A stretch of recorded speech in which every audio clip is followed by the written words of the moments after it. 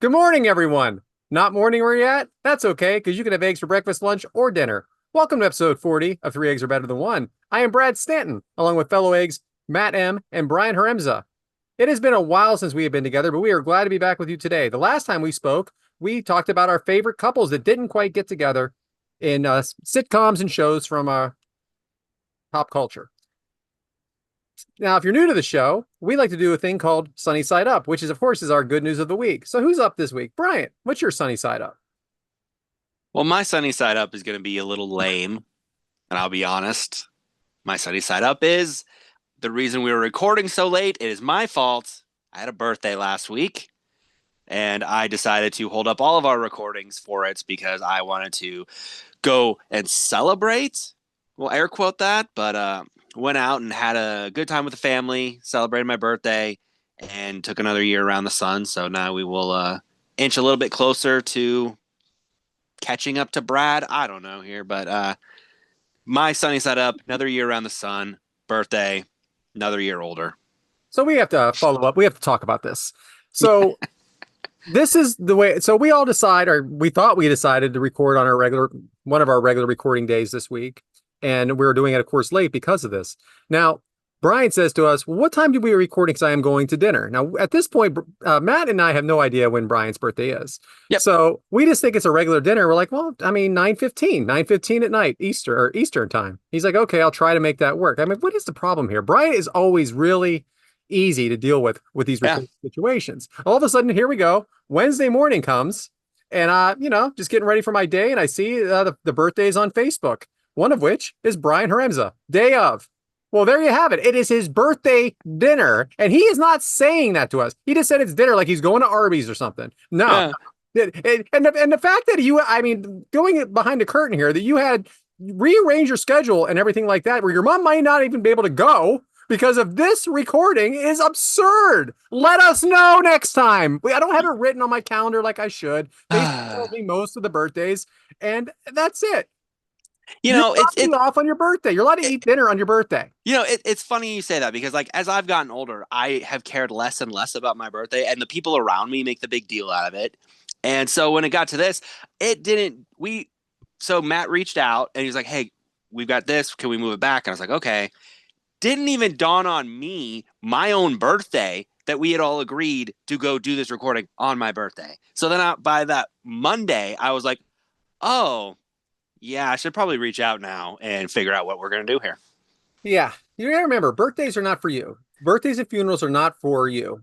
Yeah. They're for the people around you. I'm learning that as I get older. Yeah. Second thing is, if anybody's keeping track here, we did record on my birthday. Yeah. So I now have Brian's birthday logged in my phone. So if the show makes it another year, I will be aware of the day of the week. Well, no, we're doing Thursday, which is our regular recording day. So we might as well just get it out of the way now and reschedule. Reschedule now, yeah. And while we're on the subject, obligatory happy birthday, Bryant. It didn't come through the mic. Maybe it's the guns. The guns are getting in the way of the harmonica. Yeah. For those of you at home that are not watching this visually right now, maybe it's a good thing. Anytime I try to use any sort of sound effect into the Nothing microphone, works. It doesn't work. Nope. Not at all. Well, anyway, Brad. I know you tried to be really short on that, but we weren't having it. So I got some really good news. Well, I shouldn't have said it like that, but I guess this is the sunny side up. So finding out soon, I was told where my son's orders is getting his orders, that it's in the Marines. My son who's in the Marines, where he's going to be stationed at, and he requested the East Coast. So the closest place was Maryland on the East Coast, but it could be all the way down to Florida, but he could also be sent to Okinawa, Japan. So let's say that well. So he calls me middle of the week, and he said, "Dad, I got my orders." I'm like, "All right, let's have it." You're Fort Dix, New Jersey. I'm like, "What?" He goes, "Fort Dix, New Jersey. It's 35 freaking minutes from us." Like, why? Why are you allowed to be there? That's not a Marine. Because of whatever his job is. I'm not going to get too specific, but whatever his job is, there's only a few places that he can go on the East Coast or the West Coast. And it doesn't matter if it's Army, Navy, Air Force, Marines. He is doing a specific job and he is going to New Jersey, from what I understand, for the next 5 years. October 17th, he's done with school and he'll be headed basically back home. I can see it. We can see him whenever we want. Wow. I mean, when I sent him off that second time to combat training after basic, he was really upset. He was distraught. And he was like, Dad, nothing's going to be normal again until at least 2030. I don't know where I'm going to go. And that's true. It could have been Florida. It could have been California. It could have been Okinawa, Japan. But it's not. It is Fort Dix, New Jersey. So that is my sunny side up. Wow, New Jersey. Woo, New Jersey. I'm freaking thrilled. That's awesome. Yeah. I can't believe it. Yeah, and you bring up the Japan thing. I just had a friend of mine who actually just spent a 2-month tour in Germany for his job that he has in the military. So knowing that he's got this local thing like this, that's perfect. Yeah, and the thing is, listen, my wife said it would be kind of cool for him to go to Japan, right? I'm like, well, listen, if it would have been for like a month or maybe even 6 months, maybe, yes, but 5 years, no, I'm not interested. I'm glad this was not on the bingo card. Jersey was not on the bingo card. I have driven further to work than he is going to be now. I have gone to the winery out that way. I have gone to Columbus Flea Market out that way. I mean, we're out that way. It's easy. He can have his car. He can drive home on the weekends, at night, do whatever he wants. Where is that? It's yeah. I mean, you're in Newark, dude. I mean, come on. I'm not in Newark. Newark. It's just not far. It's not far from me. It's way closer to me. It's 35 minutes from me. Yeah, I just don't know where it is. Well, you ever been to Valenzano Winery? No. It's close. Do you know where to that is? Do you know where that is? Let's start there. Have you ever heard of the tea lake that looks brown? All right, dude. Listen, I can't help it. You don't know your own state. This is geography with Columbus 3 eggs flea are better markets? than one. There's a lot going on in New Jersey. There is a lot. There's a lot. For as small of a state as we are talking, it is we really pack it in. Yeah, it's a lot going on in that state. Dense. Very dense. Well, anyway, Matt, you're up. Do you think anyone ever planned ahead of time to go to Arby's? It seemed like Brad's was suggesting that. Well, I did watch a lot of Seinfeld and Mr. David Putney. Putney? Putty? Putty. Putty, yeah. Oh, it's been a while. Enjoyed Arby's often. I think they did plan some evenings. That's interesting. Feels like an Arby's night. So I've got a mishmash of things for this topic here. First thing, not so sunny side up, but I woke up the other day with a subconjunctival hemorrhage in my eye. Let's see if you guys can. For us viewing at home. Let's see if we can see it. This is not your first eye incident. Yes, it is. What else happened? I thought you had a sty. Oh, a sty is nothing. It's discomfort. No, it's nothing. So I don't know what happened. It's a burst blood. Nothing wrong with my vision or health, but it is a burst blood vessel. So I kind of look like the Terminator out of one eye. And it could take like 2 weeks to go away because the blood is like trapped between two layers of whatever, and it's gotta find its way back into my bloodstream, and it looks fucking weird, you know? Well, you know what? With that shirt and those guns and that eye, badass. Really brings out the maroon shirt, really brings out the red eye, right? That's what I was going for. Yes. So on the sunny side of things, I did go to Buc-ee's twice. It was fantastic. Got gas there. Brand new store. We spent like an hour there the first time. Probably spent like $200 on merch and food and drinks and everything they had. The bathrooms are glorious. You pee when you get there. You pee before you leave because you're there for so long. It was a really, really good time. We all enjoyed it. It exceeded expectations. Another follow-up, I mentioned when I met Tiffany Stratton SummerSlam weekend, I now have for display the can that she signed. It is the Seagram spiked blueberry flavor. The blur effect is screwing it up, but you can see the signature, right? Yeah. Tiffy touched this can. 10%. You drink 2 of those and you're like, whoa, guy. Drink 10%. You drink one of those and you can actually talk to Tiffany Stratton, huh? There you go. Yes. Also, I know we're going to be doing a little more wrestling talk than usual today, but I am a huge fan of the show Hot Ones, the YouTube question and answer show with the Hot Wings. The host is Sean Evans. Cody Rhodes was just on, and we watched that episode recently, and it was great. He's a good interview, smart guy, said a lot of interesting things. If you're a wrestling fan, I would certainly recommend it. Really, all the episodes that I've ever watched of that show are really interesting. It's a really well done show for what it is. But the Cody one was really good. They made an appearance in Happy Gilmore. It's Two. correct. Sean Evans was in Happy Gilmore too. Mhm. That is correct. I've got another follow up here. I have a screenshot of a tweet from Ryan Fitzpatrick. For those who don't know who that is, he's a former NFL quarterback, and he was a journeyman. He played on 9 different teams. I think he actually scored a touchdown for 8 teams, which is a record. Only 9. I figured he played for half a league. He's a good quarterback. He was. Yeah, he was good. He's good. A good career, solid. Yeah, solid court. All right, good. So this is what. So obviously the guy's gotten around and knows a lot of people. Now I love talking about names, and I've also brought up a question about how many people named this name are in your phone. So this is what he wrote on Twitter. I just went to send a text to a buddy named Matt, coincidentally, and I counted 25 different Matts in my phone. Can anyone beat that? Then he wrote again, 27 Chris with a CH or Chris with a K. Then he wrote 1 DeBrickashaw, which I thought was hilarious. Yes. But if you're Ryan Fitzpatrick, you have 25 Matts. I'm not one of them, but 25 other Matts. I really enjoyed that. And that's my sunny side up. Well, Nice. that was a very long sunny side up from all of us. It was. It's been 11 days. And as much as it's been 11 days, I don't have a whole lot of hard boiled right now. I mean, there's regular nonsense that goes on, but I don't talk about that. I talk about the weird things that happens to me. And I have talked about this prior. I don't know if I've talked about it with you. I don't know if I've talked about it in this show. I don't know if I talked about it in the Kickout Crew, but we're going to bring it up again because it keeps coming up. I go to a gym. Okay. We all know that.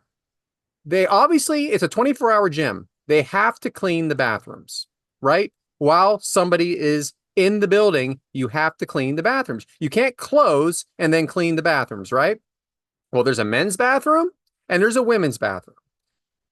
Very normal so far, this story. However, there's only women that work there. So the women have to go into the men's bathroom and clean it.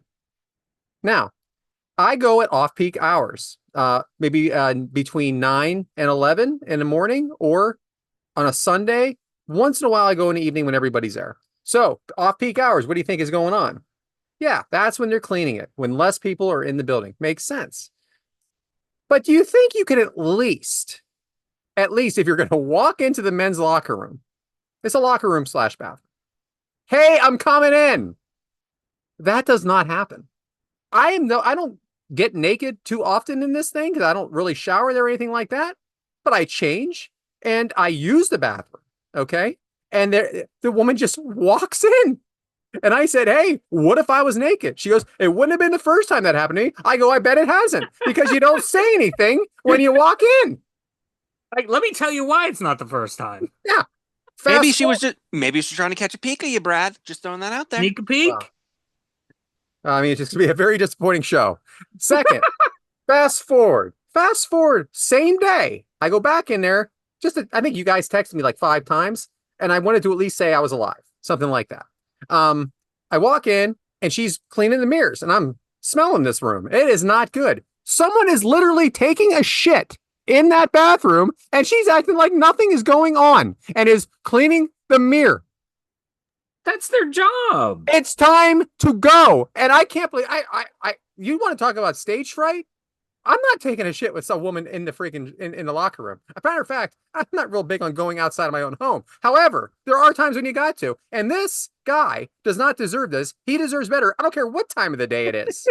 Deserves. And then it freaking stinks in there. Okay, it's time to walk out. I understand you have a routine, but you're gonna have sometimes athletes adjust.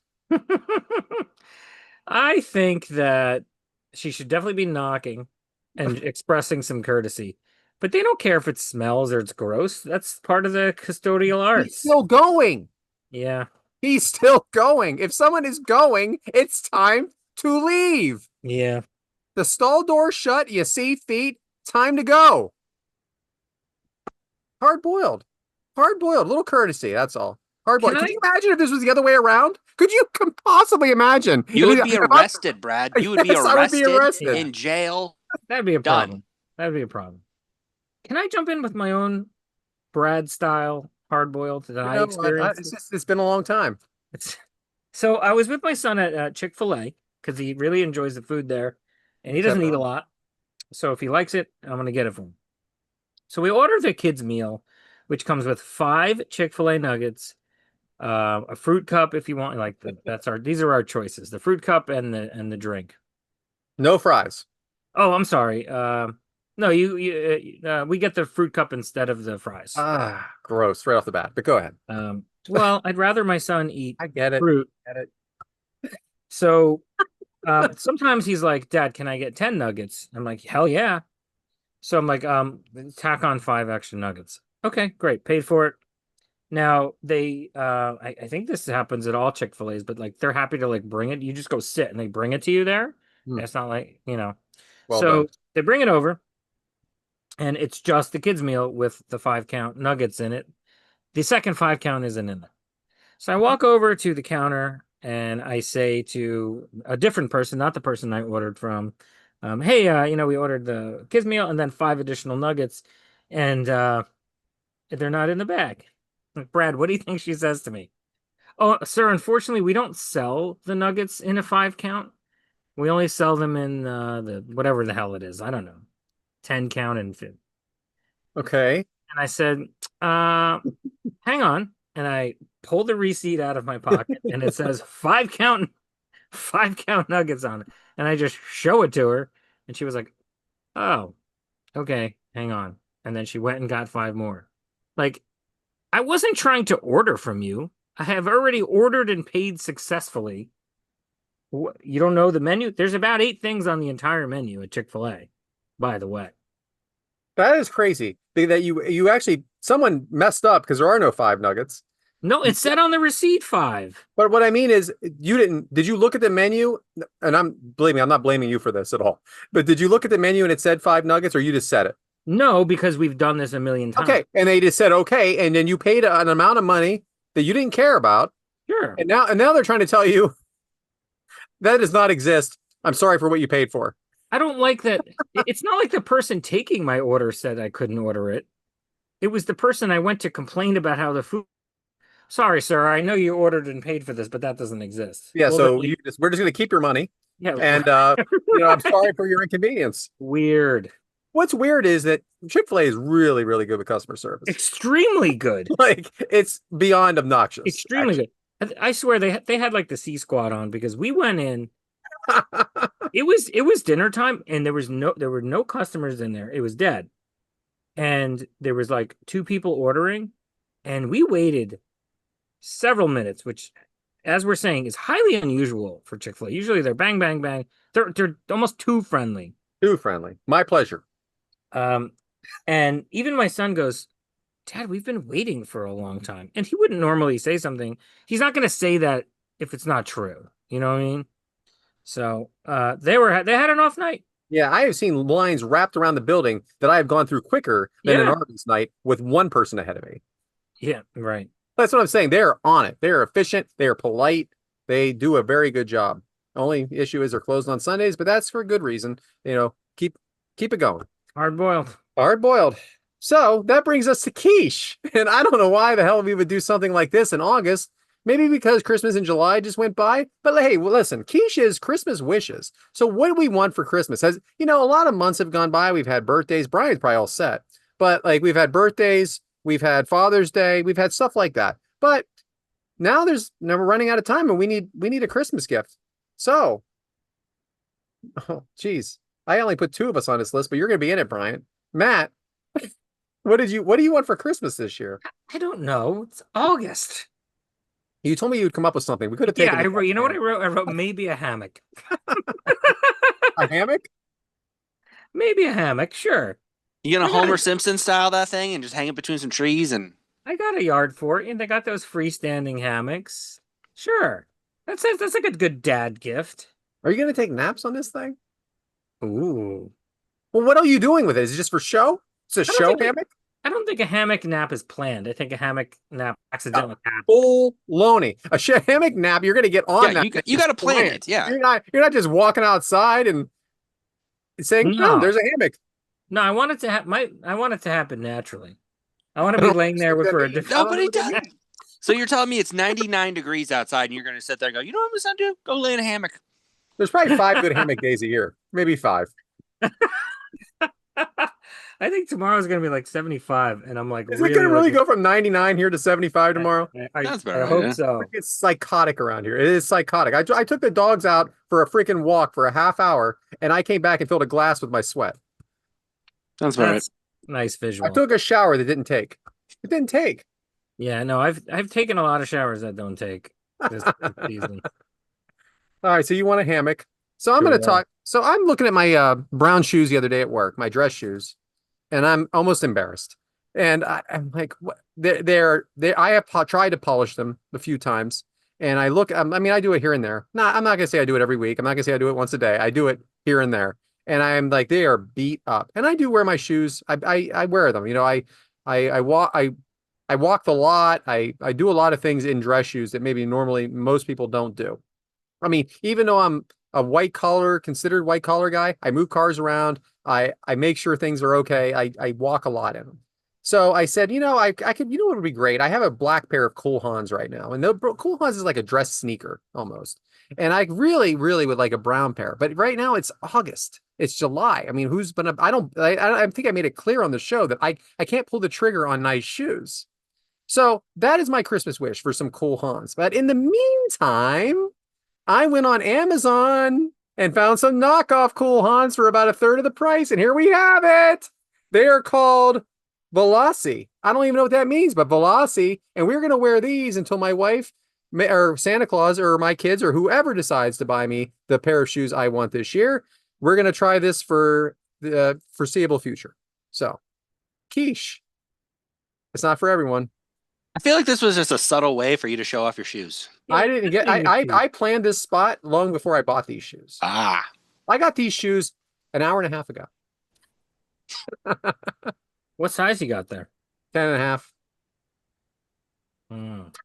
I mean, I could be a 10, I could be an 11, I could be a 10 and a half. That was another hard-boiled situation there. I don't understand. Small, medium, large. Yes, I understand there could be variations there. But when I hear the word 10, I am thinking 10 inches. I am thinking 9 inches, 8 inches, 11 inches, 12 inches. That is not the case with shoes, even though they say the size 10, 11, 12. I think that would mean a foot long. A shoe that's 12 is a foot long, right? It's not true. If you get it in China for some reason, it is not the same as if you get it here. And it's like all over the place. They're all over the place with the number. Why can't they just get a damn roller out and that's the size shoe you wear?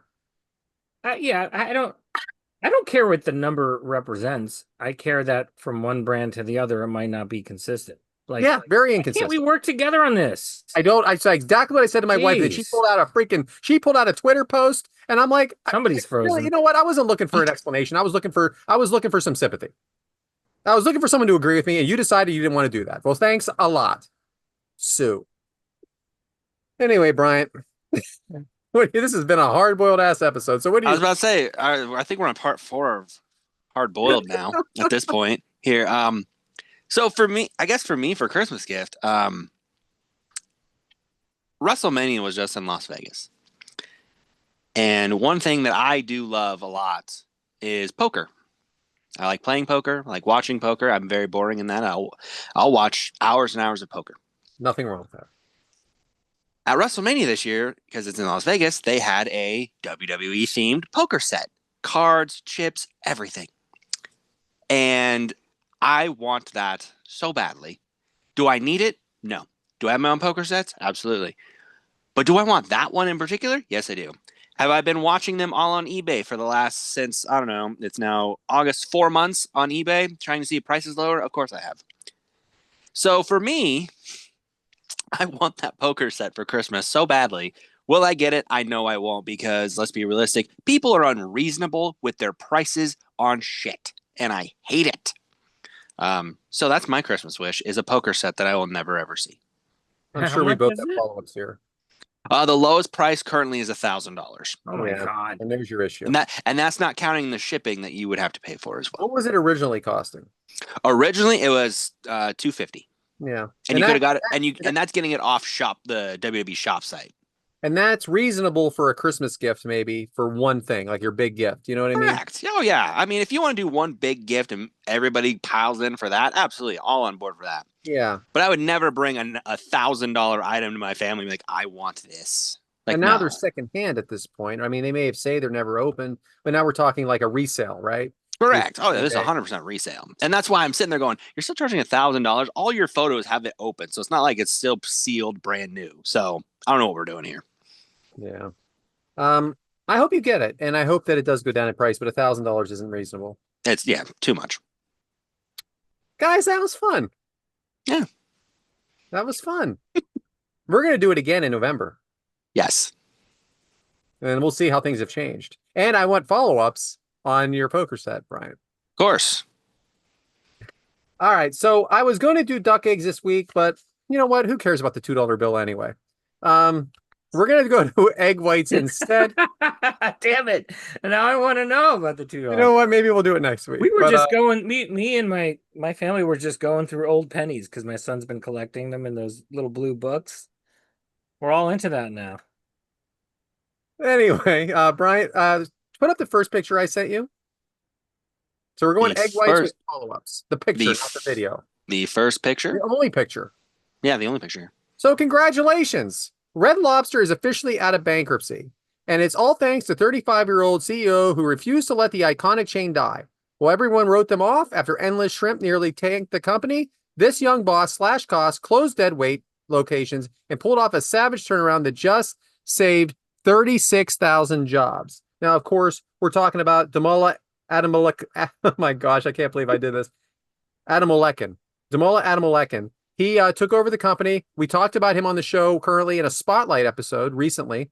And he's a very young man that I remember, I mean, if you didn't watch the last show, my wife and I were watching just TV and he came up in a commercial. I'm like, who's this guy? He looks very young to be talking about Red Lobster. Is he real? Is he an actor? And, you know, he came from other organizations and he has turned the company around. So congratulations to Red Lobster, officially out of bankruptcy.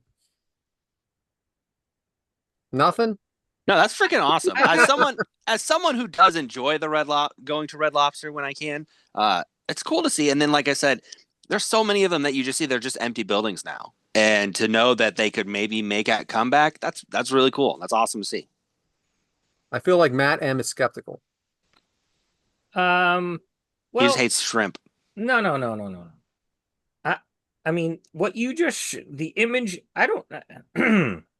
The image you just showed us is just something that somebody created and put on Facebook. I know. I got more information if you want it, though. I mean, if there's, you know, reputable news sources that are reporting on this, then great, more power to them. But whenever I see things like that on Facebook, I'm like, any asshole could have made this graphic. So I just like the picture and everything like that in the headline. It's a good presentation. But yeah, yes, I have this from I have this many reputable news sites. Yeah. Good, New York Times, for example, is the one I'm reading for now. Well, yes, there you go. Red Lobster has officially exited bankruptcy, and it is because of the shift in strategy. I just like the presentation. Yeah, and I appreciate you calling me out on it.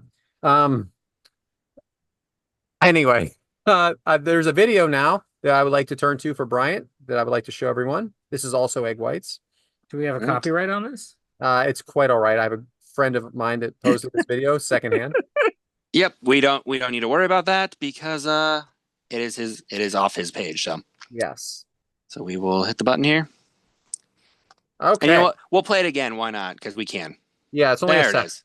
All right. So we recently, or not recently, but it's been a while now. We talked about, if you guys watched that, please, if you didn't, go back to the YouTube video and watch it. Our good friend of the show, and friend of mine, a friend of all of ours personally, former Kickout Crew member. Oh, Steph, you're Kickout Crew for life, but Kickout Crew member, ad-free shows.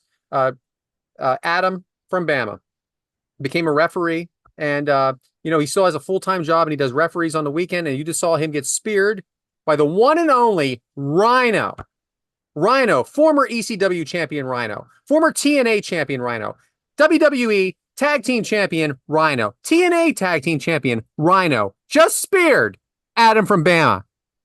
That that is something that you know, yeah, it is fantastic. Like he's in the mix now. He's in the mix for all of it. He's not just a referee anymore. Now not only is he taking bumps, he's taking bump from legends. I mean, he Rhino is an ECW Philadelphia legend, and he has been a part of many organizations for many years. And it's a great thing for me. I mean, I'm almost speechless because when I saw that this morning and I turned on I'm like, is that really? Is that Adam getting speared by Rhino? And he took that like a champ. Perfectly done. That's awesome. I had no idea. I mean, I know Adam too. That's fantastic to be in the ring with legends, really. I mean, he is a legend. It couldn't really happen to a better person. He's a wonderful person. He's a great friend, great person. Yeah. Also, he just became a grandfather. So congratulations, Adam, for Bama. Wow. Yes, fantastic, and congratulations on that as well, Adam. I know we texted offline as well, but yeah, to see those kind of interactions he has with the bigger names, I think that's what's kind of cool about seeing his reffing journey now is seeing these interactions, seeing these people he's interacting and having moments with, and they're helping him along the way too, which is also just fantastic. You know, he has gone to Mike Chioda's school. Mike Chioda, famous wrestler in the WWE. You never know one Referee. day when he's not an old man. He's not an old guy. He's about 40 years old. So he could make it to the next level. Who knows? Who knows? I'm rooting for him. That's for sure. Am I allowed to say, isn't Rhino's spear called the Gore? Okay. Okay. Yeah, you're allowed to say whatever you want. I don't know. You're lucky I even got the name right. I'm so excited right now. That's great. That's awesome. Yeah. So anyway, that is my egg whites this week. Follow-ups just from we've talked about Adam on the show because I have an autograph from him. You know, I have a Ref Adam shirt, and you know, I just met him. We all just met him just for our love of wrestling. We've spent time with him and just really happy. And then of course, Red Lobster, congratulations, back on the map. Yeah. Which brings us to the omelet. Bryant, what do we got? That was very Oprah-like. There it was. That's what I was going. We got to be happy and celebrate here. It's been a while. So we've got, you know, we talk a lot of movies and TV and music and everything. And, you know, one thing as we've talked about that brought us all together is the love of wrestling. And I thought, you know, let's make this fun. Had some family and naturally had some family down. And naturally, you know, I forced them to watch wrestling because that's what we do in my house. And we're watching this match of a particular gimmick. And my cousin, who does not watch wrestling, doesn't know wrestling, just stares at the screen and goes, "What the hell is that?" And I'm like, "It's a gimmick. It's what you do. You assign these people these things, and they got to make them their own, make them great, help them overcome, give them an identity." And he goes, "Was there a lot of that?" And I go, "Oh, my friend, you have no idea what this wrestling world is like." So I know I gave some homework to my fellow eggs. I know it's been a long time. Hopefully, you know, had plenty of time to get this done here. So now I'm going to talk some gimmick people, but I'm also going to talk some gimmick matches and introduce my fellow eggs to some gimmick matches that I know for a fact. Some of these they've never heard of before, and I'm excited. So I'm going to talk about some gimmicks first. So the gimmick we saw on television that we were watching is the Repo Man.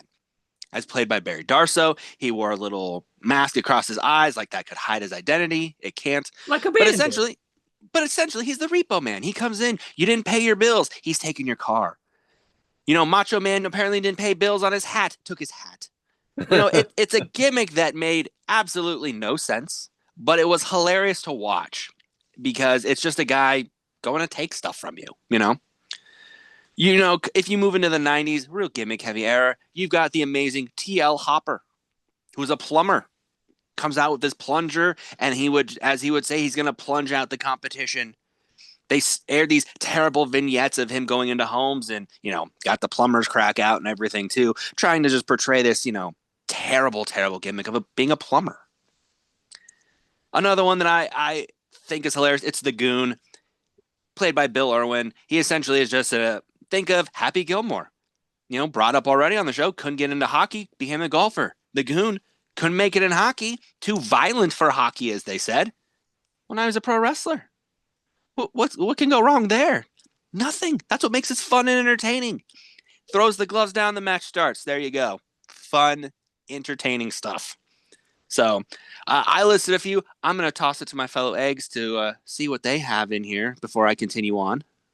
I made a list of some I like and some I really did not like. Oh no, that's what this is for. Please, we'll go into some I like as well. So what I really liked in, I guess this was the Attitude Era, was when Stevie Richards came to WWE, he had a run where he was impersonating other wrestlers. I don't know if there's like a real formal name for what it was, but it was one of those like Vince Russo type storylines where he didn't have a story that expanded week to week. He just got involved one week at a time in other people's stories. yes. Like one week he dressed like China and he was involved in China's story, and then another week he was involved in somebody else's story, like the APA or something. And I loved that. Something I really always loved about Vince Russo was that everybody had a story. Vince Russo being the writer, longtime writer during that era. So I really like that. Do you guys remember that? I completely forgot about that. I did. I know what you're talking about, but yeah, no, I'd completely forgotten about that as I well. like Yeah. that one. I think most of us loved Damien Sandow as the stunt double. Freaking tremendous. Oh, I amazing. mean, Tremendous. gee, how great of a job did he do? I mean, I don't know how sustainable that was, but I mean, it was so great at the time, and it was. The I won't say any more because performance. there's more gimmicks that I can think of like that maybe that they didn't put their power behind. Yeah. He just did his physical performance of that was an A plus. Yeah, tremendous. He was a great. He was great before that. Great job, fighting. Good. I got two more that I like here. I think this is a gimmick that has been recycled in various places in wrestling history, Los Conquistadors. Yes. But I remember when Edge and Christian did, and their names were Uno and Dos, and they were masked, and you didn't know who they were. And they did commentary, and they're supposed to be Mexican luchador wrestlers. And the only thing they said into the microphone was, see, Yes. Yes, so good. See. And then it caught on. And then finally, I loved the headbangers. They were not really a successful gimmick, but I love the headbangers. That was the grunge era. Simple, easy. How'd I do, guys? You did That's great. fantastic. I loved it. Loved it. That's great. So are we coming to me? Is that what this is? Yeah, Brad. I have a little thing here that's going to upset a lot of people. I actually stopped watching wrestling because of The Undertaker. Oh, What was my that? God. In 1991 or 90 to 94, whenever it was, I can't remember the exact year he came out. I'm at a different age, okay? I loved Hulk Hogan. I loved the Macho Man. I loved all those guys.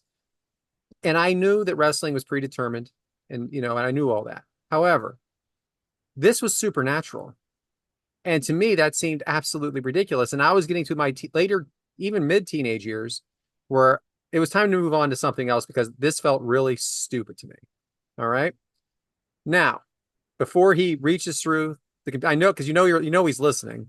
So The Undertaker, hear me out. There was another gentleman that had a ridiculous gimmick, and his name was Isaac Yankem DDS.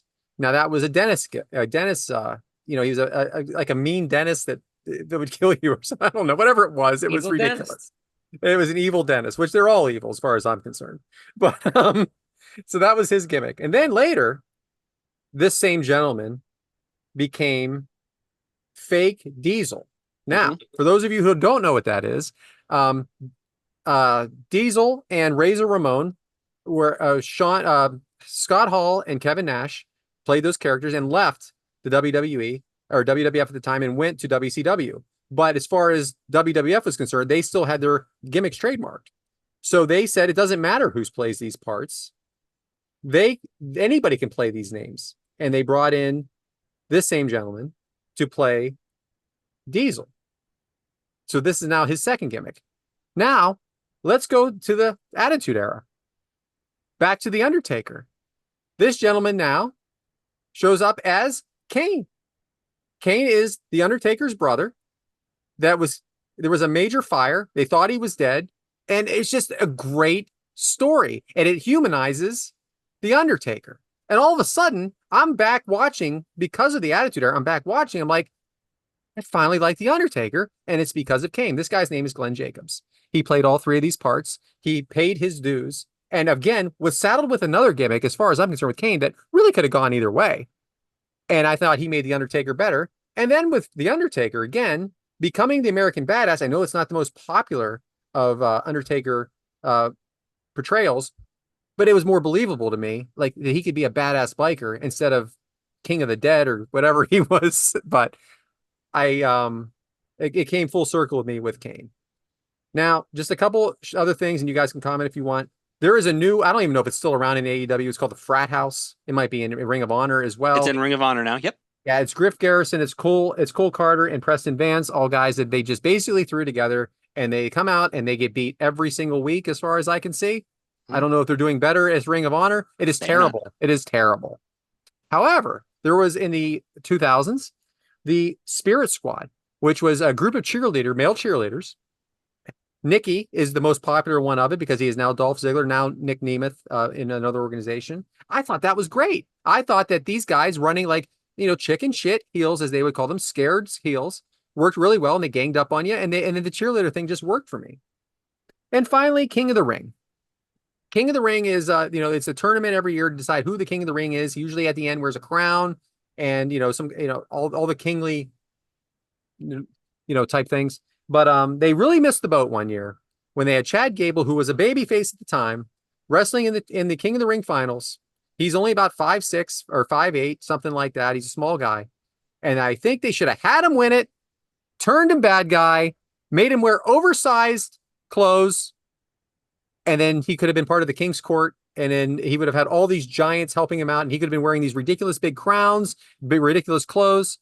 I thought it was a good idea, but I have a lot. I could go on with this forever. I won't. One more, ECW 911. If some match was going on bad in ECW, 911 came and cleared house. If the fans were booing, cleared house, slammed everybody down, chokeslammed everybody, and then left, and everybody loved her. Great gimmick. I love that gimmick too. 911 was the perfect thing for ECW. I'll be honest, I had the Spirit Squad on my list of gimmicks that I love because I agree they were the perfect chicken shit heels. And the funny thing is, Nick Nemeth comes out of it, Dolph Ziggler, but everybody thought it was going to be Kenny. Kenny had so much athleticism, and he was clearly positioned as the star. But yeah, they were the perfect like chicken shit. There's 5 of them, but they acted like they couldn't beat anybody, even though they always had the numbers advantage on it. So one of the favorites I have down here as well is also from ECW. They eventually became the BWO, the Blue World Order. Very good. Nova, Stevie Richards, and the Blue Meanie. But I love them because they would portray anything. They were Kiss one night.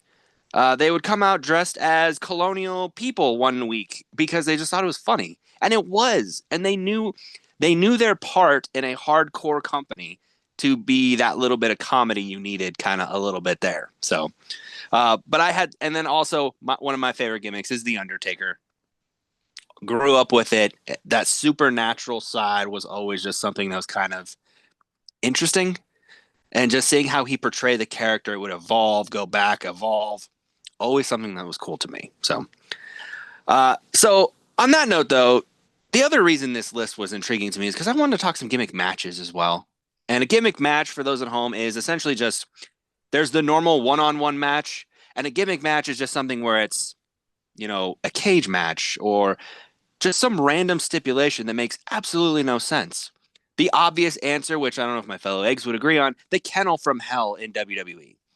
It's a steel cage surrounded by Hell in the Cell, which is another steel cage. But around the ring are rabid Rottweilers. The problem is those Rottweilers weren't really rabid. They weren't really even that bad. They would just pee and poop around the ring, and it became more of a comedy spectacle than it did anything else. Do you guys remember this match? Yeah, well, we covered it for the Kickout Crew. We so did, I yes. rewatched it, and so the dogs they were shoot dogs. They were real, real dogs that did not know how to work the business. Yeah. Not trained dogs is what we're getting. Not trained dogs. Yeah. So, another match we could talk about. It's called the Doomsday match in WCW. It's this 3-tier cage. And now there's 2 different versions. There's the triple cage and then there's the Doomsday cage. The Doomsday cage was the end of Hulkamania. It was all of these heels, and they're in 3 different levels, and Hulk Hogan and Randy Savage have to work their way through these 3 levels to get to the bottom level, which is the ring, where you win the match. The problem is that the cage is poorly designed. There's no real floor or footing you can use. And the match is just set up completely horribly anyway. You have these groups that can't even really work because you're afraid you're going to fall the whole time. So, and WCW is notorious for these matches. So, do you guys, before I get into some fun matches, do you guys have any matches that you brought up that you thought of? I know one was So in our there's group so chat. many TNA matches, Yes. but I'm not going to get into all those because that could go on forever. But I think one of my favorite gimmick matches of all time, and I just rewatched it recently, and it's terrible, but it's nostalgia. Is the reverse or is the battle royal with all the old guys? What was it called? With The Legend, The the Gimmick Legends Battle Royal. Royal? Legends Battle, The or the Battle gimmick Royal, one. Yeah. so good. It's because it was just a last chance for all these guys to make an appearance in WrestleMania, get a little bit of a payday. Yep. But I was just thinking about that. But there are so many TNA matches that did the complete opposite of anything WWE would do that really we could spend a whole show on. Oh, absolutely. Absolutely. So, Matt, do you have any that you like to I could mention? tell you what I think is Yes.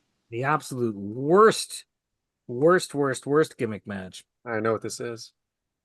Hair versus hair. Who gives a shit?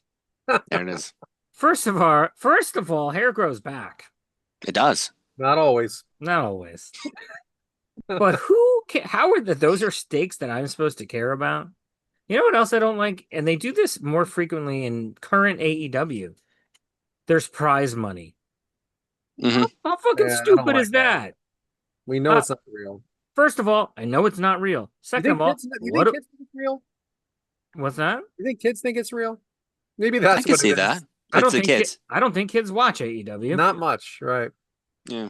But what do I care even if it was real? What do I care if Lee Moriarty wins $40,000? That's $40,000 that I don't get. Yeah, who cares? What the heck? I still have a list of gimmicks, like people gimmicks. Oh, then please go back. Please Should continue I go on. back? Go Okay. back, please. Well, guess what continue. was at the top of my dislike list? The Spirit Squad. Oh, come on. They're How do you not terrible. love them? They're great. I think that it's a very, very heated argument between people about it. Didn't like it. I thought it was great. They were exactly what they were supposed to be, but that's okay. How about this one? Job with you. I knew from the very first vignette that they did, trying to promote Veer, that there was no chance that they had no chance of success. And they advertised it for months, and it was it was a dud. So if most of us at home don't know what this is, Veer is coming was what they kept saying. Veer is coming. Veer was a new wrestler, and they just kept saying he was coming, but he never would come, which was kind of the funny thing. But then when he came, we knew it was over. It was terrible. Yeah. I got 2 more. Man, did I hate the James Ellsworth stuff. Yeah, I didn't like it either. Ugh. Yeah. James Ellsworth was a jobber, meaning a guy you just bring in to lose.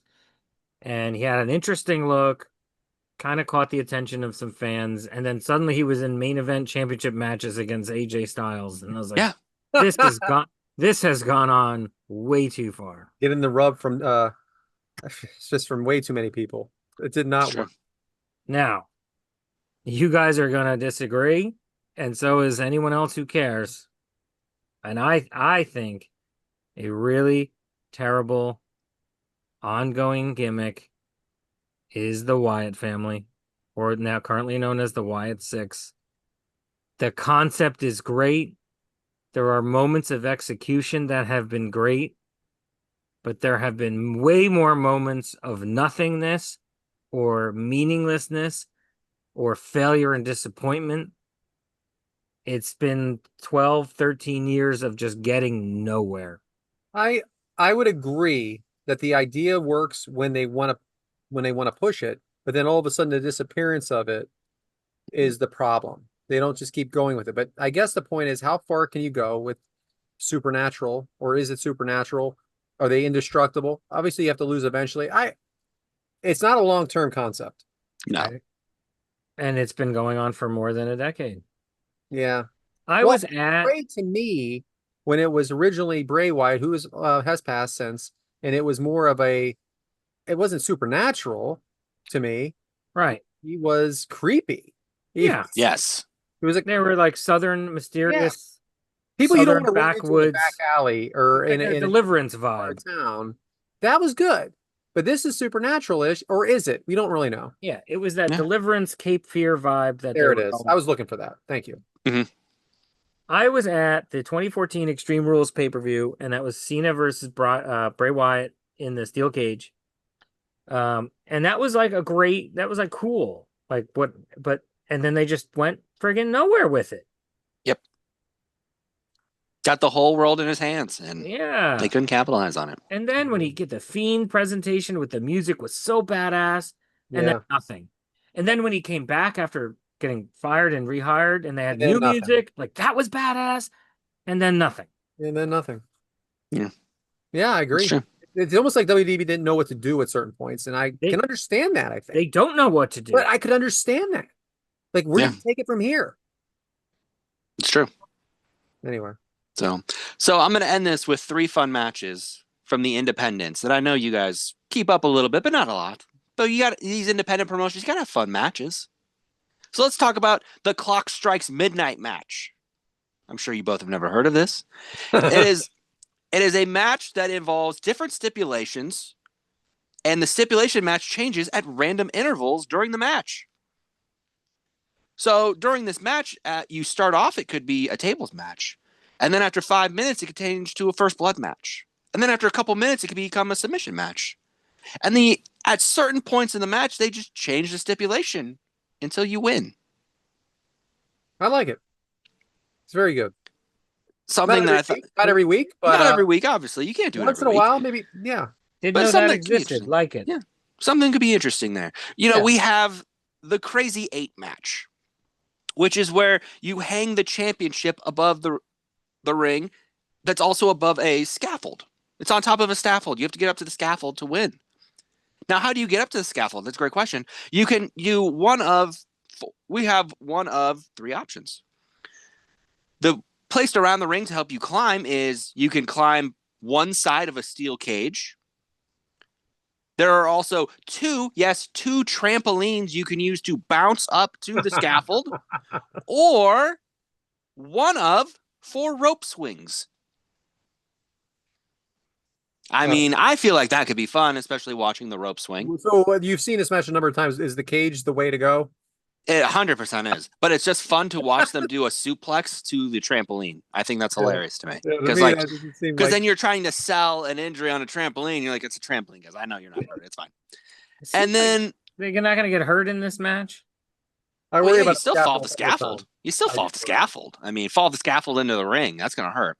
Yeah. And then the final one, which is part of the reason I also wanted to do this, to introduce you to a match that I saw. There's only been one match of this kind from October of 1999. It's from FMW, which is Frontier Martial Arts Wrestling in Japan. The match is from October of 1999. Mr. Gensoki versus Hayabusa. Hayabusa is a huge name in Japan. This match is a hardcore match, but what makes it fun is it's the Anus Explosion Death Match. You heard me correct.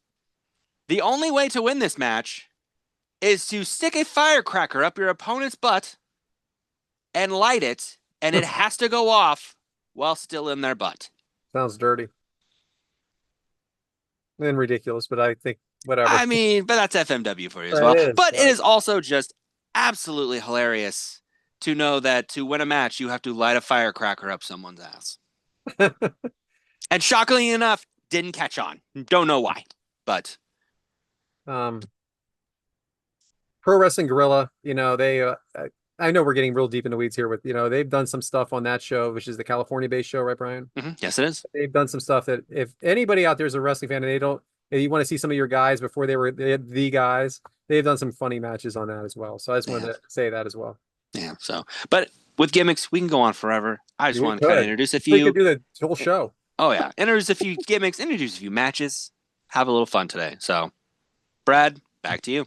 All right. So, Matt, we're going to go to you now with raw eggs and then into the socials and into next week. You are talking for the foreseeable future. I could do that. So raw eggs is, I think, the open category where I can do whatever I want, which is pretty much what I do Yeah, anyways. I don't know It's why. very true. Very Whatever. true. I can write math. Okay, guys. In previous raw eggs segments, you've heard me talk about the axolotl, the strange amphibious creature that has turned into, hello, my background, a cute, cuddly kid's toy. Find it everywhere you look. Then I spoke about the next thing they tried to kidify, the capybara, which is the world's largest rodent and is disgusting, but has also become this endearing child's toy and find it everywhere. We are now going to complete the trilogy because now everywhere you look, and Brian, I sent you a photo if you can please prepare that, and I Yep. have a prop myself, is the Highland cow. And if you can see my son's stuff here, it's the cow that's got the full head of hair. He looks like, I like to refer to him as the emo cow, because he looks like an emo singer with the hair in front of his eyes. And as I'm thinking up this topic, go for future use, I'm at the boardwalk. There's a crane game, and what's inside the crane machine? A bunch of Highland cows. Well, I've never heard of this cow before. Like 6 months ago, there's this cow with extra hair in front of its face, and now it's this cute, cuddly thing. What's going on here? I thought You this know, was a horse. it's I genuinely thought that was a horse when you It sent it is. to me. Like these were a bunch of like stuffed horses. It's a cow. Brad, do so you know we about have these? cows all over our house because Sue is a huge fan of cows. We have gone cow cuddling. We have done these things.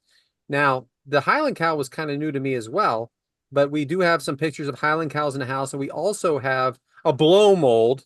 If for those of you who don't remember what a blow mold is, it is the Christmas decoration plastic. We have that for the front yard, and he has showed up on our cow calendars as well. So we are pro Highland cow. Oh man, it's just that what'll they take next from the world and say, oh, let's just make stuffed animals and stickers and cartoons and even if it's gross and disgusting. Not that the Highland cow's cute. Well, I think it has Cute. to do with the hair of The hair, every yeah. high school boy right Yeah. now is the exact same as the Highland cow. It's true. Oh man. Well, thank you for joining us. This was episode 40 of Three Eggs Are Better Than One. And we are cooking up every Monday morning at 6:30 a.m. Eastern on Apple Podcasts, Spotify, and everywhere else you get your podcasts.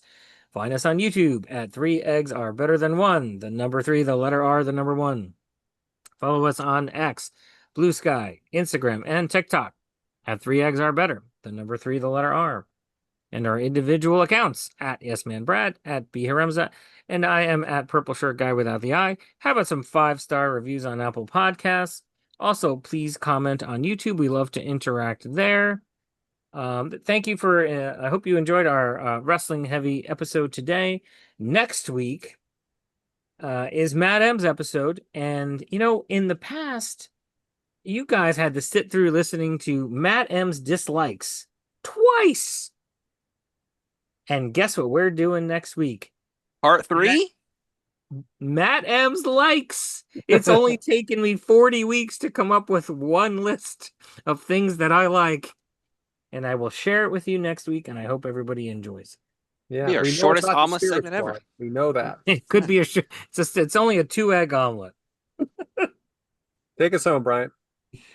We thank you guys for joining us this week. It has been a pleasure getting the chance to catch back up. It seems like it's been so long since we've gotten to do this. We hope you've enjoyed some wrestling talk, hearing some things, and maybe learning a little more about some cows you might not have known about before. So the egg timer's been set. We'll see you guys next week.